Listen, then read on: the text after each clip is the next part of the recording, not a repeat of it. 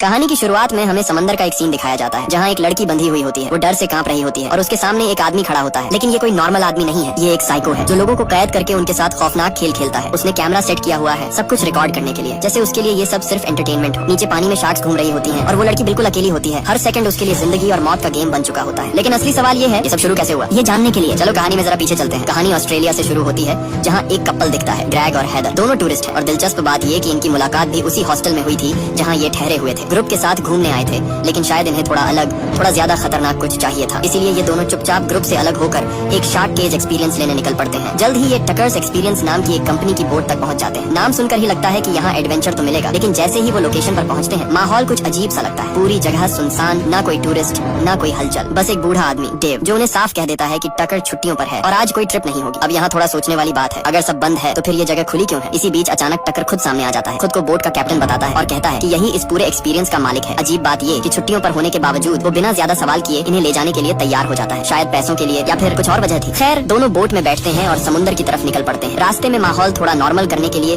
टकर अपनी पुरानी कहानी छेड़ता है। बचपन में वो एक खतरनाक शार्क अटैक से बच चुका है, अपने शरीर पर मौजूद गहरे निशान भी दिखाता है और एक पुरानी अखबार की कटिंग भी जिसमें उस हादसे का जिक्र था। उसकी बातों से साफ लगता है ये सिर्फ एक जॉब नहीं, उसके लिए कुछ ज्यादा ही पर्सनल है। हैदर को ये सब सुनकर अजीब लगता है। वो कहती है कि इतना बड़ा ट्रॉमा झेलने के बाद भी उसी चीज के बीच काम करना, ये तो किसी डरावने सपने जैसा है। अगर वो उसकी जगह होती तो शायद कभी पानी के पास भी ना जाती। लेकिन टक्कर का जवाब थोड़ा अलग था। वो कहता है गलती शार्क की नहीं थी और बिना किसी चेतावनी के वो पानी में खून डाल देता है। कुछ ही सेकंड में समुद्र का सन्नाटा टूटने लगता है। नीचे गहराई में हलचल शुरू हो जाती है और धीरे धीरे एक नहीं कई शार्क्स उस बोट के आसपास मंडराने लगती हैं। अब असली खेल शुरू होने वाला था क्योंकि डाइव करने का समय आ चुका था। अब टकर दोनों को एक लोहे के पिंजरे में बंद करता है और धीरे धीरे उन्हें पानी में उतारने लगता है। नीचे हर तरफ शार्क्स घूम रही थी। हैदर का दिल तेजी से धड़कने लगता है। वो घबराकर ग्रेग का हाथ पकड़ लेती है, लेकिन कुछ ही देर में डर थोड़ा कम होने लगता है और उसकी जगह एक अजीब सा एक्साइटमेंट ले लेता है। इतने करीब से शार्क्स को देखना और ये महसूस करना कि वो हर वक्त हमला नहीं करती। दोनों इस पल को एंजॉय करने लगते हैं। कुछ देर बाद वो वापस बोट पर आ जाते हैं हंसते हुए, जैसे सब कुछ बिल्कुल नॉर्मल हो। हैदर अभी टकर को थैंक यू बोल ही रही होती है कि अचानक बिना किसी चेतावनी के टकर ग्रेग के गले में चाकू घोंप देता है। एक सेकंड में सब बदल जाता है। ग्रेग को वो सीधे पानी में फेंक देता है और नीचे इंतजार कर रही शार्क्स उस पर टूट पड़ती है। हैदर की चीखें समुद्र में गूंजती हैं,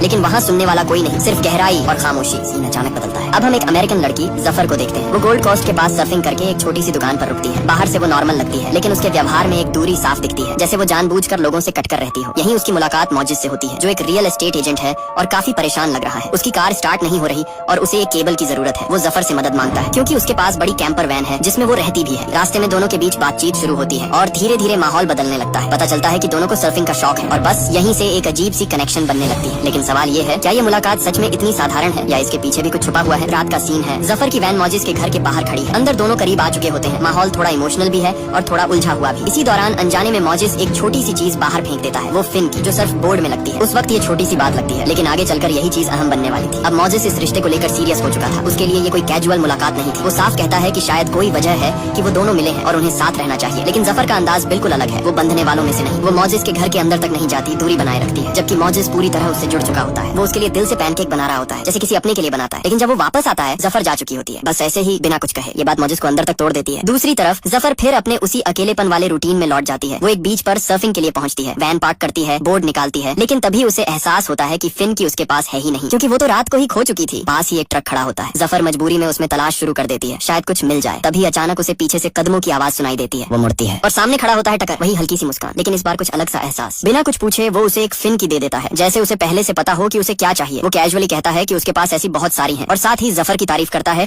कि वो अकेले सर्फिंग करने की हिम्मत रखती है। जफर हल्का सा मुस्कुराती है, थैंक्स बोलती है और अपने बोर्ड को ठीक करने लगती है। लेकिन सवाल अब भी वही है, टकर का यहाँ अचानक मिलना, क्या ये सिर्फ एक इत्तेफाक था या फिर वो पहले से उसे देख रहा था? उसी वक्त जफर के फोन पर एक मैसेज आता है। मौजिस ने खाने की फोटो भेजी होती है, साथ में पूछता है क्या वो उसके साथ सर्फिंग पर चलना चाहेगी। माहौल थोड़ा हल्का हो सकता था, लेकिन जफर जवाब दे पाती उससे पहले ही पीछे से कोई आता है। टकर इस बार उसकी मौजूदगी पहले से ज्यादा अजीब लगती है, लेकिन जफर कुछ समझ पाती उससे पहले सब कुछ बहुत तेजी से होता है। लंबी ड्राइव के बाद वो उसे अपनी बोट तक ले जाता है और फिर सीधे समंदर के बीचों बीच निकल जाता है। कट्टू सुबह मौजिस बीच पर पहुंच चुका है। वो इधर उधर देखता है, लेकिन जफर कहीं नजर नहीं आती। बेचैनी बढ़ती है। वो उसका फोन कॉल करता है और तभी एक अजीब सी बात सामने आती है। फोन वैन के अंदर ही बज रहा होता है। अब मामला सीधा नहीं लग रहा था। उधर टकर बहुत सोच समझकर सब सेट कर चुका था। वो जफर का सर्फ बोर्ड वैन से निकालकर दूर फेंक देता है, लेकिन फोन वहीं छोड़ देता है ताकि सबको यही लगे कि वो सर्फिंग करने गई थी और शायद वापस ही नहीं आई, जैसे समंदर ने उसे निगल लिया हो। दूसरी तरफ जफर की आंख खुलती है। चारों तरफ अंधेरा, बंद सा कमरा और वो खुद एक बेड से बंधी हुई। कुछ सेकंड लगते हैं उसे समझने में कि वो कहाँ है और तभी उसकी नजर पास वाले बेड पर पड़ती है। वहाँ हैदर बंधी होती है। वही हैदर जिसे हमने शुरुआत में देखा था, यानी वो अब तक जिंदा थी। थी। जफर घबराकर चिल्लाने लगती है पूरी ताकत से, लेकिन यहाँ एक खौफनाक सच्चाई सामने आती है। इस गहराई में उनकी आवाज कहीं बाहर नहीं जाती। हैदर उसे शांत करने की कोशिश करती है और धीरे से बताती है उसने बहुत कोशिश की थी, लेकिन यहाँ चीखें सिर्फ अपने कानों तक ही रह जाती हैं। और सबसे डराने वाली बात, वो यहाँ काफी समय से फंसी हुई है। ये सुनते ही जफर के चेहरे का रंग उड़ जाता है। वो खुद को छुड़ाने की कोशिश करती है, आसपास कुछ ढूंढती है जिससे हथकड़ी खुल सके, लेकिन वहाँ कुछ भी नहीं, कोई रास्ता नहीं, कोई उम्मीद नहीं। तभी उसकी नजर दीवार पर जाती है। वहाँ एक नाम लिखा होता है, किसी लड़की का। जफर कुछ पल के लिए बिल्कुल चुप हो जाती है, क्योंकि वो समझ जाती है ये पहली बार नहीं है। यहाँ पहले भी कोई फंसा था जिसने आखिरी उम्मीद टूटने से पहले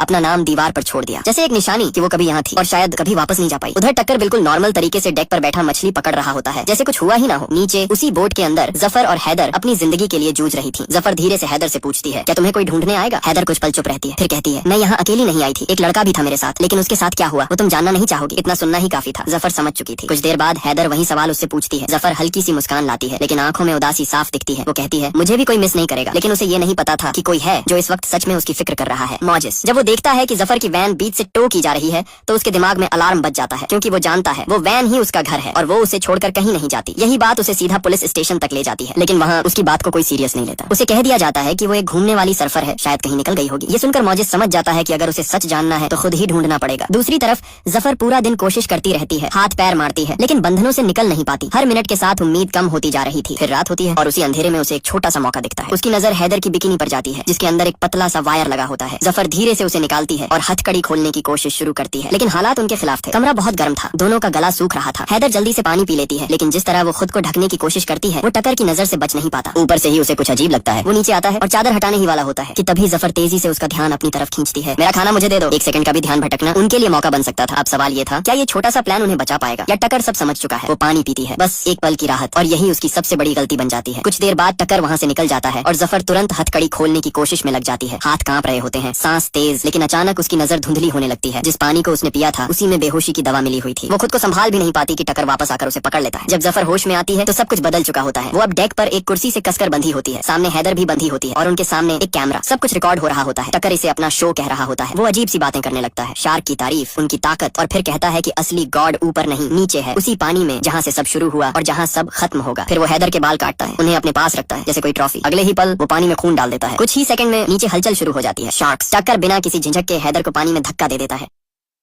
हैदर चीखती है, लेकिन खून और हरकत की वजह से शार्क्स उस पर टूट पड़ती हैं और देखते ही देखते उसे नोच डालती हैं। ये सब कैमरे में रिकॉर्ड होता रहता है। जफर ये सब अपनी आंखों से देख रही होती है, पूरी तरह टूट चुकी, डर से कांपती हुई। वो नीचे दीवार पर अपना और हैदर का नाम लिखने लगती है, शायद आखिरी निशानी के तौर पर।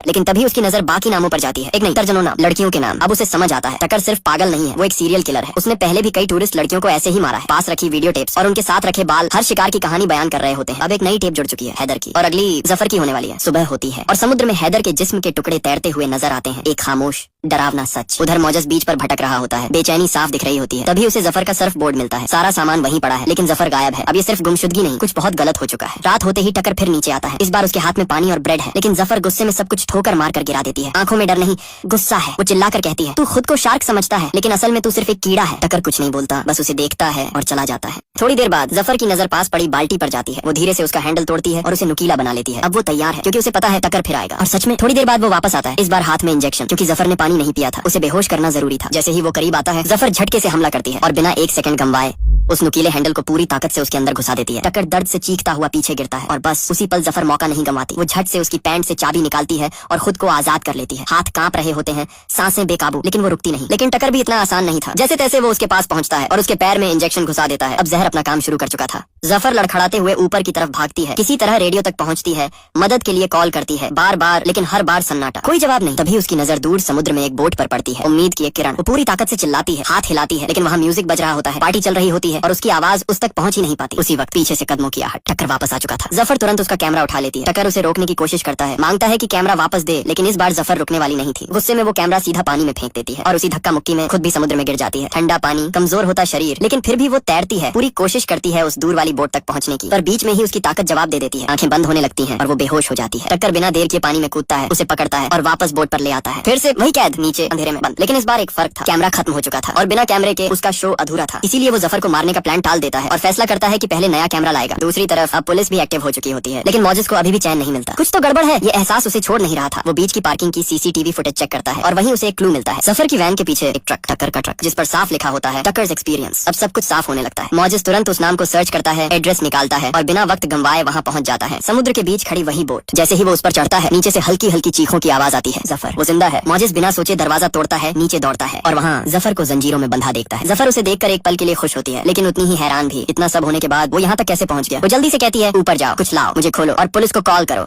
मॉजिस तुरंत ऊपर भागता है, फोन मिलाता है, कॉल लग भी जाती है, लेकिन उसी वक्त टक्कर वापस आ जाता है और बिना चेतावनी के मॉजिस पर टूट पड़ता है। फोन पुलिस तक जुड़ चुका था, लेकिन टक्कर उसे बोलने नहीं देता, छपट कर फोन छीनता है और जमीन पर पटक कर तोड़ देता है। फिर बेरहमी से मॉजिस को पीटना शुरू कर देता है। हर वार के साथ हालात और बिगड़ते जाते हैं। मॉजिस बुरी तरह घायल होने के बावजूद हार नहीं मानता। वो पूरी ताकत लगा देता है और एक पल ऐसा आता है जब टक्कर लगभग उसके हाथों खत्म होने वाला होता है, लेकिन तभी पीछे से डेव आ जाता है। उसे अभी तक सच्चाई का अंदाजा ही नहीं था। वो समझ ही नहीं पाता कि असल में चल क्या रहा है। जैसे ही नीचे से जफर की चीखें उसके कानों तक पहुंचती हैं, सब कुछ साफ हो जाता है, लेकिन बहुत देर हो चुकी होती है। टक्कर बिना मौका दिए उस पर टूट पड़ता है और उसे भी बेरहमी से खत्म कर देता है। अब हालात और खतरनाक हो चुके थे। टक्कर को लगने लगता है कि किनारे के पास रहना अब सेफ नहीं है, इसलिए वो बोट को मोड़ता है और एक सुनसान आइलैंड की तरफ निकल जाता है। वहाँ पहुंचकर वो मॉजिस को भी जफर के पास बांध देता है। दोनों अब एक ही जगह कैद हैं और वक्त तेजी से खत्म हो रहा है। मॉजिस धीमी आवाज में अपने दिल की बात कह रहा होता है, शायद आखिरी बार। तभी टक्कर वापस आता है। इस बार उसके इरादे साफ होते हैं। वो दोनों को घसीट कर ऊपर डेक पर ले जाता है, क्योंकि उसने फैसला कर लिया था अगली टेप आज ही बनेगी। लेकिन इस बार तरीका अलग था। सबसे पहले वो डेव के शरीर के टुकड़े पानी में फेंकता है। कुछ ही पलों में नीचे हलचल शुरू। शार्क्स फिर से खींची चली आती हैं और फिर टक्कर मॉजिस को पानी में धक्का दे देता है। लेकिन इस बार जफर पहले ही उसे समझा चुकी होती है, शार्क के सामने बिल्कुल मत हिलना। मॉजिस अपनी सांस रोककर बिल्कुल शांत हो जाता है। शार्क्स उसके आसपास घूमती हैं, उसे सूंघती हैं, लेकिन हमला नहीं करती। कुछ सेकंड जो घंटों जैसे लगते हैं और फिर टक्कर उसे वापस ऊपर खींच लेता है। लेकिन अब वो और ज्यादा बेरहम हो चुका था। वो मॉजिस पर बार बार वार करता है, चाकू से उसे कई जगह घायल कर देता है और फिर उसे दोबारा पानी में फेंक देता है। इस बार मॉजिस की हालत नाजुक हो चुकी थी। वो मुश्किल से जिंदा था। तभी उसकी नजर आसमान पर जाती है। एक लाइफ गार्ड हेलीकॉप्टर, कोई उन्हें ढूंढ रहा था। टक्कर ये देख लेता है और घबरा जाता है। वो तुरंत दोनों को फिर से नीचे ले जाकर बंद कर देता है। अब मॉजिस की सांसें बहुत धीमी हो चुकी थी। हर पल भारी लग रहा था। जफर ये सब देख रही थी और अब उसके पास वक्त नहीं था। वो पूरी ताकत से अपना हाथ हथकड़ी से निकालने की कोशिश करती है, लेकिन कामयाब नहीं होती। तभी वो एक फैसला करती है जो सब कुछ बदल देता है। वो अपना अंगूठा तोड़ देती है। दर्द इतना होता है कि सांस रुक जाए, लेकिन वो रुकती नहीं। फिर भी हाथ बाहर नहीं निकलता। अब उसके पास आखिरी रास्ता बचता है। वो अपने ही दांतों से अपने अंगूठे को पूरी तरह अलग कर देती है। खून, दर्द, लेकिन इस बार उसका हाथ आजाद हो जाता है। वो तुरंत खुद को खोलती है। उसी वक्त टक्कर नीचे आता है,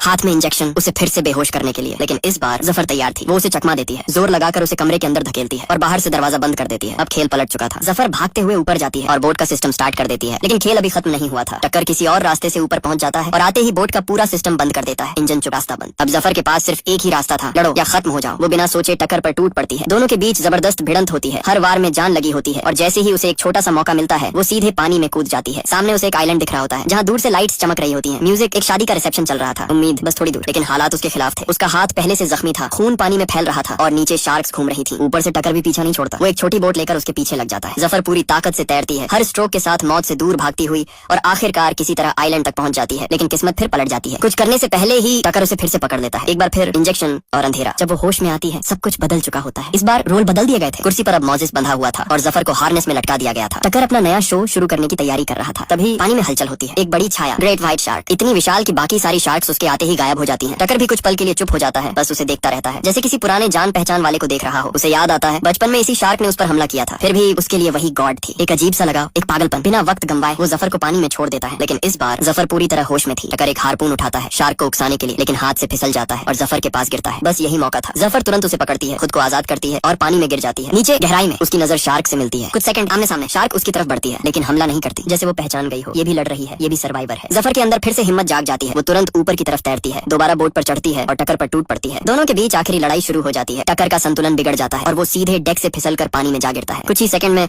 पानी के नीचे हलचल शुरू हो जाती है। शार्क्स, वही शार्क्स जिन्हें वो अपना गॉड कहता था, अब उसी की तरफ खींची चली आती हैं। टक्कर घबराकर चिल्लाता है, हाथ पैर मारता है, लेकिन अब कोई सुनने वाला नहीं था। जफर कांपते हाथों से फ्लेयर गन उठाती है और आसमान की तरफ फायर करती है। एक तेज रोशनी अंधेरे आसमान में फटती है। उम्मीद का सिग्नल, कुछ देर की खामोशी और फिर दूर समंदर में एक बोट नजर आती है। पुलिस। शायद मॉजिस की अधूरी कॉल ट्रेस हो चुकी थी और सर्च टीम आखिरकार यहाँ तक पहुँच गई थी और यहीं ये कहानी खत्म हो जाती है।